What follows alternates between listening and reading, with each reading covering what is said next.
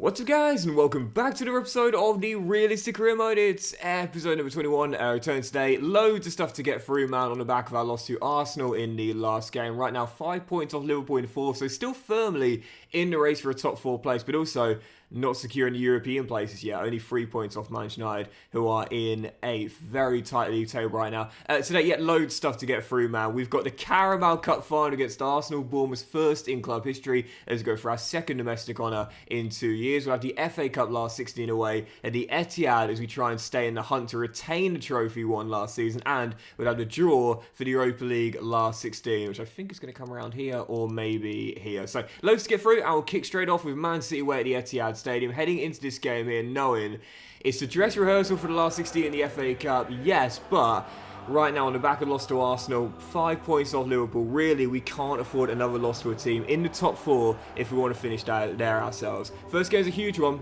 Come with you, cherries. This is the part of the season where things start to get a bit intense, starts to heat up. The important games start coming thick and fast. This is your reward for getting through sloggy season.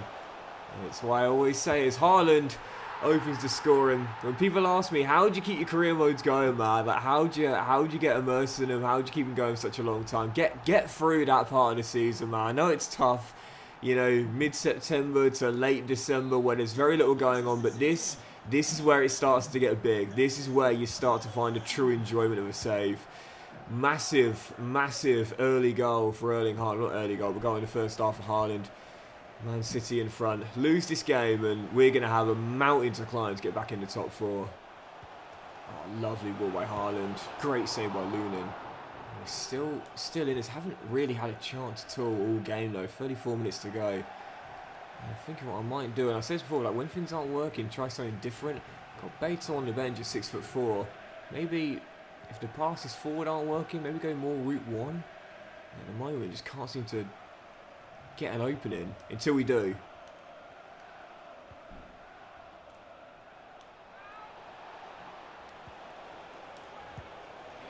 Oh!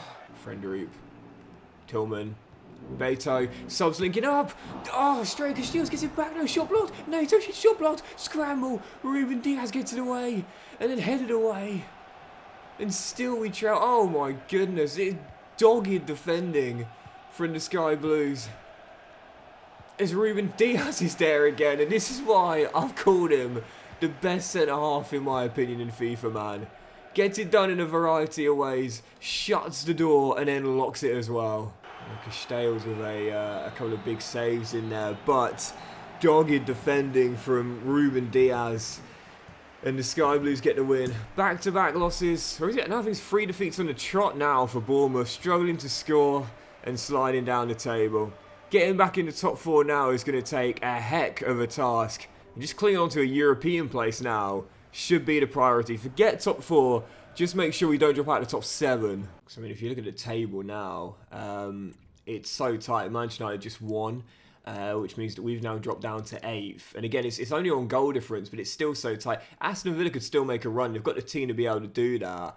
But the real question is, are we good enough to leapfrog one of those teams above us right now?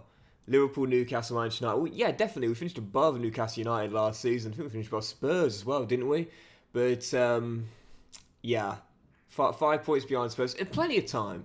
Plenty of time. Ain't going to throw in the towel just yet. But we are going to have to draw for the Europa League knockout round here, I believe. Where we've got in the last 16. Here we go. Bournemouth's first ever venture into European knockout rounds. Besiktas, the Turkish side, away and at home. Okay, it's a blockbuster tie though, Leverkusen taking on me down as well. I think we can get through that, and I think we're favourites for it too. Won't be easy, but I'm definitely targeting a place in the quarters. So here we go, Bournemouth's first ever EFL Cup final in history as we go for our first of potentially 3 major honours this season. And whilst this might be the lowest ranked of the lot, it would be a massive relief knowing with a third of the season to go, we've got a major trophy in the cabinet with a win here at Wembley. Strong lineup for the game, of course, apart from our EFL Cup goalkeeper and club captain Nato, who of course provided heroics in the semi-final shootout win over Liverpool 2, as Arsenal themselves have a strong team going with a 4-3-3 with Ramsdale in goal. The back four of Ben White, Jonathan Tah, Nicolas Soulé and Parisi at left back. The midfield trio is Jorginho, Odegaard and Baumgartner as well. In the front three, Saka, Gabriel Jesus and Martinelli as well. I'd say we're slight underdogs, but could go either way. EFL Cup final at Wembley, going for Bournemouth's second major honour in 2 years. Come on, you cherries. Tyler Adams still injured. That's why I got Dan Neil through the middle in this game as well. And of course, apart from the skipper between the sticks, it's my strongest possible lineup. We talked about this last Sunday about cup goalkeepers. You know, we were mentioning Kelleher. Oh, and I've always been of the opinion that if you go with a cup goalkeeper, you shouldn't change it when you get to the final. Do you know what I mean? Like if they've helped get you there, and Nato certainly has with the spot kicks heroics, then it will be very harsh to drop them for the final. Do you know what I mean? Even if one goalkeeper is perceived to be of higher ability than the man that's got you there. Even so, fast start from Bournemouth. That's what you need to do when you're an underdog, man. Don't be fazed by the pressure. Go at the favourites. And look for that early goal. Is that a free kick? It is. Well, you won't be surprised to learn that free kick came to absolutely nothing. Oh dear. My ratio from free kicks, I don't even want to know. I don't even want to know how bad it is. I've probably got a better ratio on Hinge likes to matches, to be honest. as we're still tied at 0-0 here. First chance for Arsenal, falling for a free kick themselves. So it's into the middle. Jonathan Tah wins the header and puts it into the far corner. It's the big German with the opener. Arsenal draw first blood at Wembley. He's wearing the armband, interestingly enough. I always find that like kind of annoying when that happens in a CM save, like when a new recruit takes over from a maybe not a long-standing captain, but an established captain regardless. But even so, it's fine.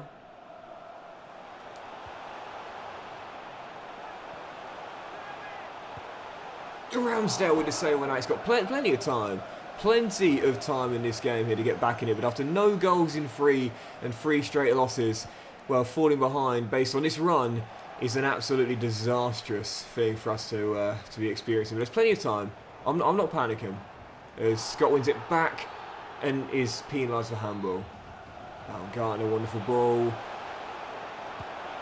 Oh, and Jesus fires it past Nato. Beats Vinicius trying to make the block. Beats Nato trying to make the save. And Arsenal maybe on their way to beating Bournemouth trying to win the cup. Well, we're underdogs. We're in poor form. I'm not surprised. But there's still plenty of time. How often do I say it? The most important thing is you just don't capitulate. Still time.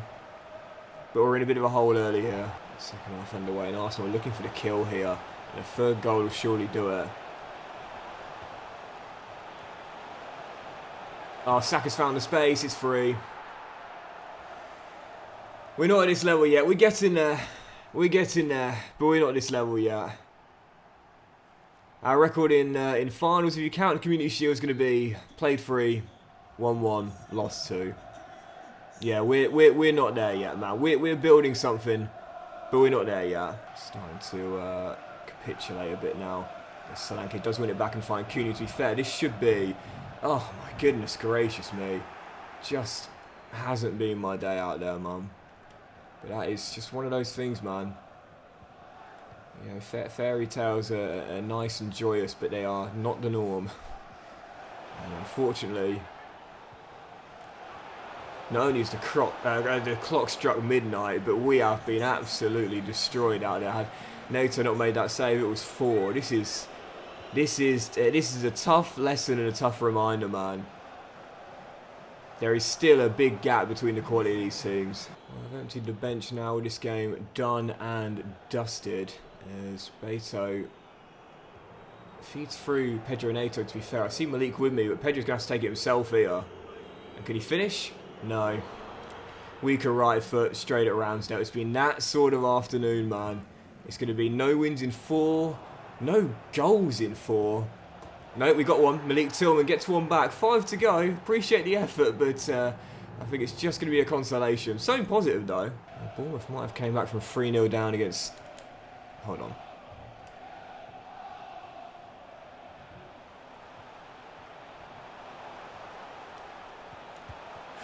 Oh, no, it's not. Come on, there's not enough time anyway. Let's be honest here. I was going to say, they might come back from 3 goals down against Luton. But that was with a whole half to play and not in a cup final. This would be something a little bit different, coming back from 3 goals down with 6 minutes to go in a cup final. Good ending to the game, and I love that fighting spirit, never giving up until the very final whistle, no matter what kind of deficit you're in. But unfortunately, just too big of a hole to climb out of. Arsenal favourites on the day. They run out comfortable winners. I think the scoreline was slightly deceptive. Don't think we were that bad, but in the end, the Gunners show their pedigree. Well, I did say there were potentially 3 major honours to win. Now there's only 2. We shift our attention to the FA Cup last 16 in the week. Head up, move straight on.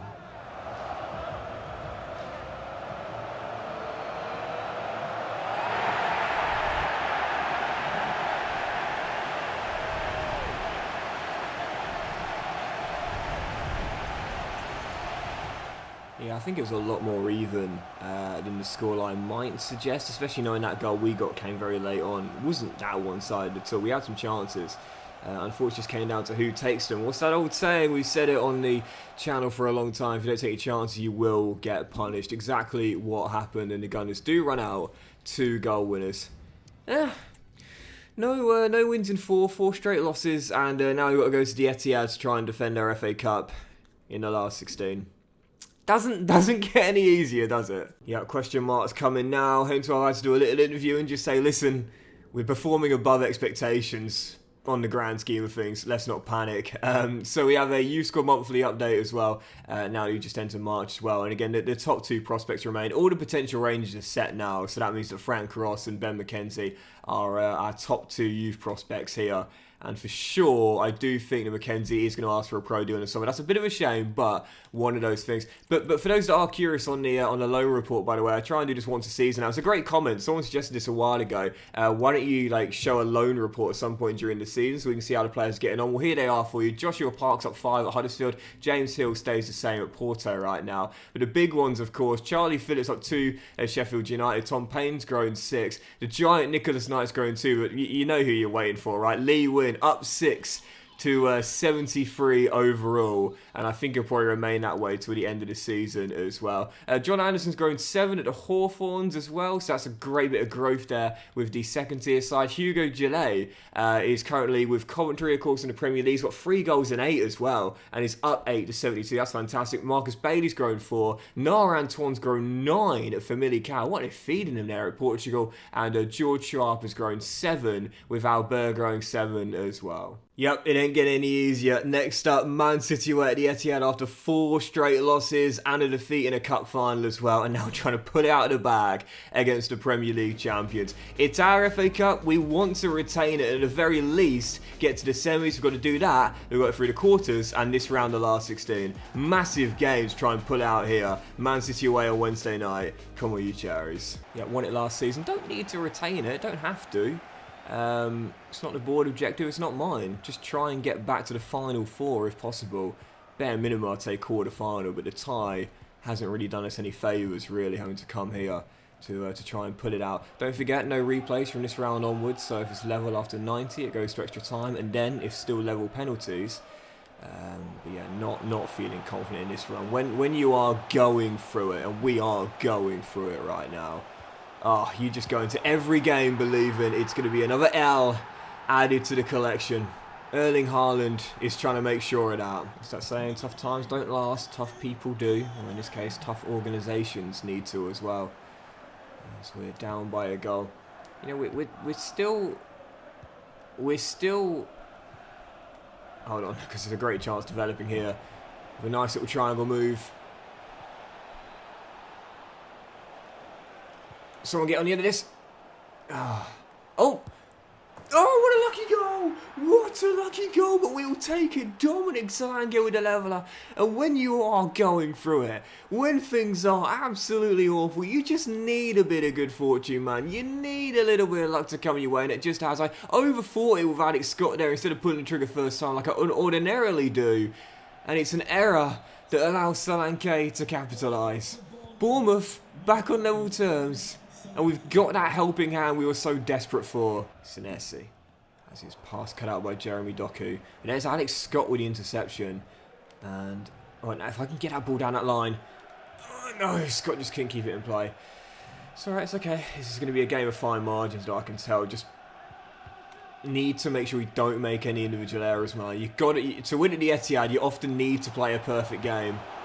Oh, as Haaland fires just over the bar. This is one of those moments where for sure we cannot give away an easy goal. We do that, we ain't going through tonight.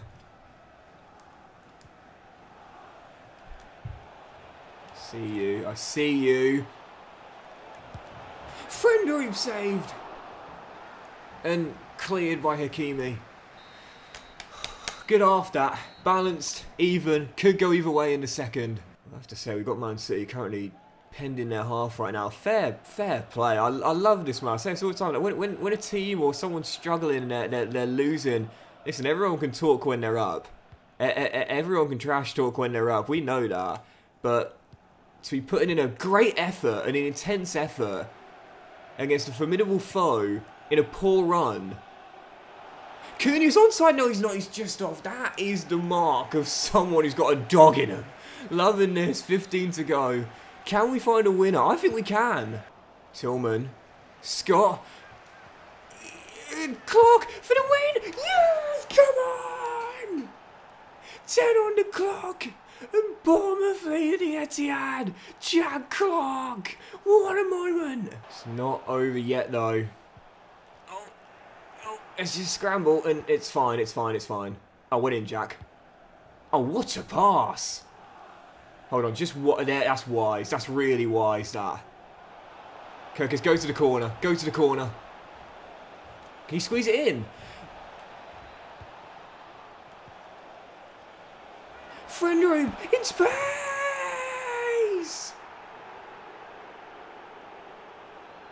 Everyone can talk when they're up. But Bournemouth do it when they're down. 3-1 winning the Etihad. And, well, it's not exactly limbs, is it? Oh, I've said this so many times, EA. You got to work on your crowd reactions, man. Win of the season, one of the wins of our tenure with Bournemouth, man. 4 straight losses, defeat in a cup final. We go to the Premier League champions and come back to win 3-1 to make it into the quarters of the cup. And fans are, well, they're pleased.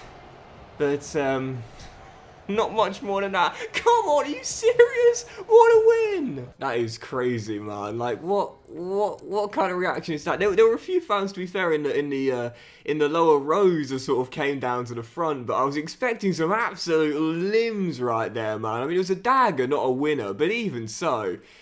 Oh, wow, Crew Alexandra knocked out Arsenal. Massive win there at Gretzky Road. So, right, we'd had a draw straight afterwards, quarterfinals, and we've been drawn against Please Be Crew. Please Be Crew.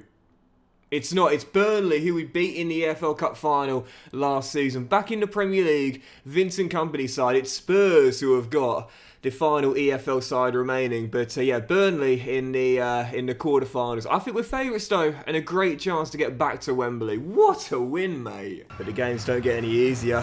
Next up, Chelsea away, going for their first Premier League title in years. Right now, top of the table as we aim to complete the season sweep against them and win back-to-back after beating them in Bournemouth back in August. Big game to follow on from. Let's see if we can do it. Come on, you Cherries. Magic of the Cup, baby. It's still well and truly alive. I know we mentioned this a couple episodes ago, but that Manchester United versus Liverpool tie last Sunday, I think, still showcased the importance of it, and that win for us is that might well be. Do you know what? That might well be. Oh, come on! That might well be the best win of the entire save. That Dominic Solanke fires Bournemouth in front. Okay, all right. This is more like it. This is more like it. Okay, 4 defeats on the trot. It's bad. It's poor. We've lost a cup final. But come on, pick yourself up. Move straight on, learn those lessons and take them into the next fixtures. That's what we're doing, man. We're leading at the champions 1-0. Long way to go, though. Sorry, not the champions, but the team that aspire to be champions. The leaders, I should say. Oh, NATO, go to it. That's so annoying, that. That's the lack of intelligence from your AI teammates that really is Lunin saw that late but pushes it behind for a corner. Really frustrates me. Pedro NATO is there. Just put your foot in, mate. Just win that ball. It's right there for you. And instead, conceded a corner from it. And then Nkunku scores, given a tiny bit of space and drills it in. That is a goal that should have easily been prevented there. Why? Oh, it's like you've got to do everything yourself, you know? Cole down the right with Kirkes to beat. Palmer. Oh, no. Oh, what a save, Lunadon and Nkunku. Giving him space, should have got his second. Fortunately, bailed out by the Ukrainian. Still tied. But I can see someone winning this. Just like at the Etihad, though, it could go either way. Good corner that, and oh, I don't believe it. What a header. What a header. I went for a switch in the middle so I could have an escape man. But before you think about an escape man to pass to on a counter, maybe you want to mark in the middle, Doxy boy. Now, that is a goal where there's only one person to blame for that, and that's the man that's doing this little monologue. Look at this. I'm trying to switch there between Clark and... Oh, that's awful to see that. That is so embarrassing. Trying to do the switch between Clark and Hamer, and I've just given Chelsea an easy goal. Well, look, that's on me. That's on me. Always hold my hands up. When I've made a glaring error, I would accept it. That is a glaring error. Went for a switch. In the end, nobody marked. Free header to... That's silly, that. That moment right there kind of reminded me of... And I talked about this before. There was a game in the NBA early this year where Lakers played the Nuggets. It was a late game situation. And Austin Reeves went for a swipe on Nikola Jokic. Never a good idea against one of the best passers in the league. And in my opinion, the best player in the league. Jokic read it brilliantly. Sold the dummy. Kicked it out wide for a corner three. And the Nuggets... got the dagger that saw them wrap up the win. Kind of the same thing there. I'm thinking one step ahead of the play. Still well and good thinking of the future, but you've got to focus on the present and eliminate the threat first and foremost. That loss is on me there. That's my error. That's my error, and that's why we lost. Right, moving straight on, heading to Turkey for the first leg of our Europa League last 16 tie away against Besiktas. Oxlade-Chamberlain is still there and doing pretty well, it seems. Great to see it as well, man. He had so many injuries in his career, but I've always liked him, man. He's a good lad, and yeah, guy's doing well in the latter stage of his career, but hoping to knock his side out here and make it into the quarterfinals. But after 4 losses in 5, or 5 in 6, I think it is. Not taking this for granted, so strong lineup. Come with you, cherries. Yeah, I remember when Oxlade-Chamberlain first burst on the scene, and you know, he showed a tremendous amount of promise and his versatility, his willingness to adapt his game. I really rate that. But unfortunately, it was never the question with Oxlade-Chamberlain was never does he have the ability to fill his potential. It is, can he stay healthy? You know, can he shake off his injury problems that he's had again really throughout his career? And unfortunately, it was just one of those where it was like, it got to a point in his career where you thought, even though he's still got so long to go, I think it's likely that he's just now going to have to be, at a big club, a squad player at best. But when you consider all he won throughout his career, I think he can be pretty satisfied, even if he didn't get to be the biggest of names in that Liverpool squad. Even so, Bournemouth in front, and whilst he'd love to add a Europa League or Besiktas to his medal collection, yeah, we're favourites for this tie, and I want to get us back to winning ways and go on a nice little run.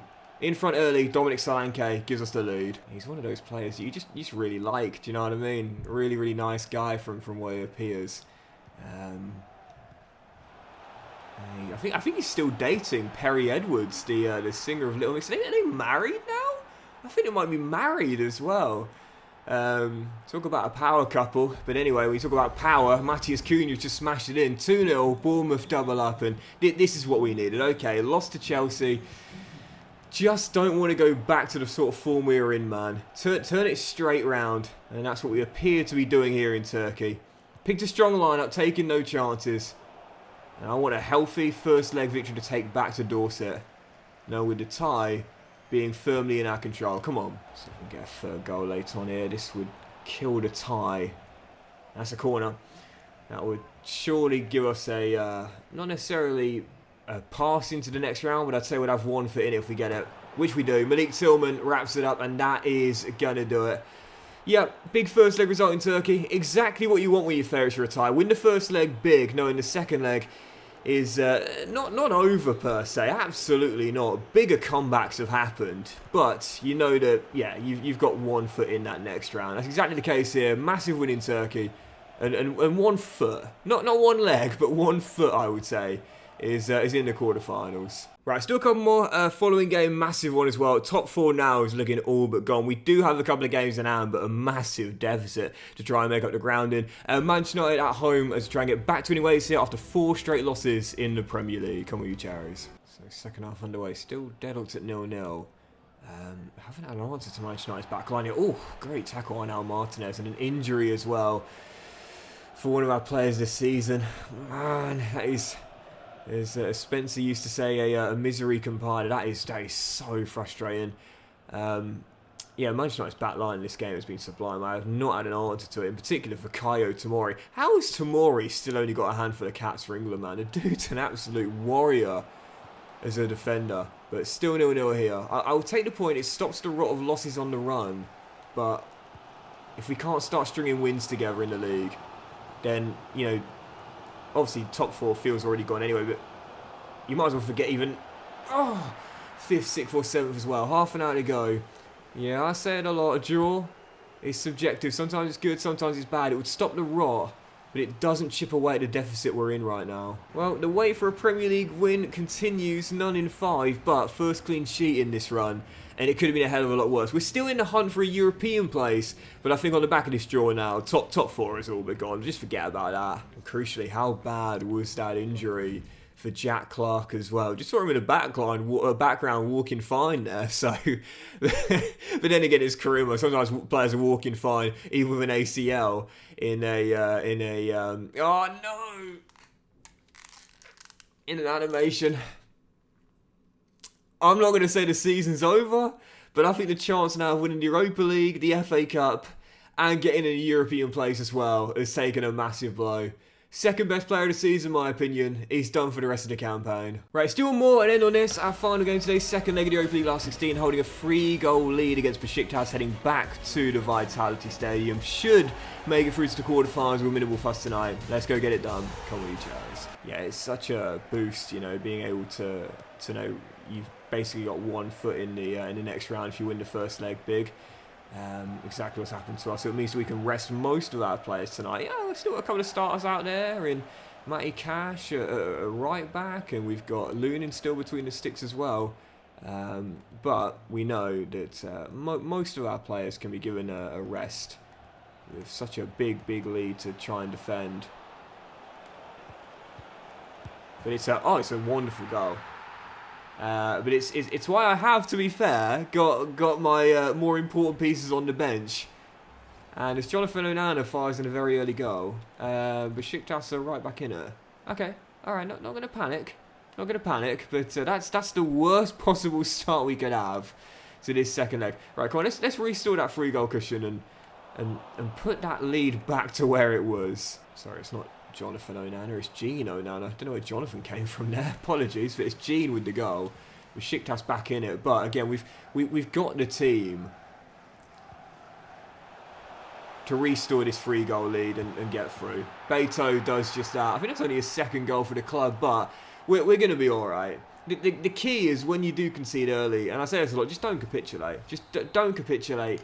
Don't get yourself sucked into that feeling of, you know, feeling as though it's just going to be all one-way traffic. Even if you do concede so early on, it's one of the only advantages to conceding early is that not much time has gone. So there's still plenty of time to turn the tide. Bournemouth back on level terms. We're going to be fine. Across the middle, flicked in by Gene Onana, who's punishing me for getting his first name wrong by scoring a brace, and once again putting Besiktas back in front. But again, there's 23 minutes to go. The lead is still 2. I'm still very confident we'll be fine here. Defensively, a little disappointed by this, but we should still be going through. That big first leg win is the reason why. Kelly to Zamora. As we'll work our way forward. Excellently done. Anthony has Rico on the run down the left-hand side. I see Beto in the middle. I'm going to try and squeeze it to him. There we go. 1 extra pass and we'll get the leveller. 10 to go. Back on level terms. 4 goals tonight. But the aggregate scoreline remains the same. Bournemouth leading by 3 and into the quarters. Yep, job done after the first leg victory in Turkey. Credit Besiktas for not giving up, but credit the backup Bournemouth brigade for battling back twice to claim a draw. It means there's no losses in 3 now, and only 1 in our last 5 as well. Starting to get a foothold a little bit, even if we hadn't had back-to-back wins in a while. So, we'll end today's episode off then by seeing who we've got in the quarter-finals of the Europa League. I have to say, I think we want the Ferrets to go on and win the whole thing, you know. And the draw is going to pit us against, here we go, last 8 of the Europa League.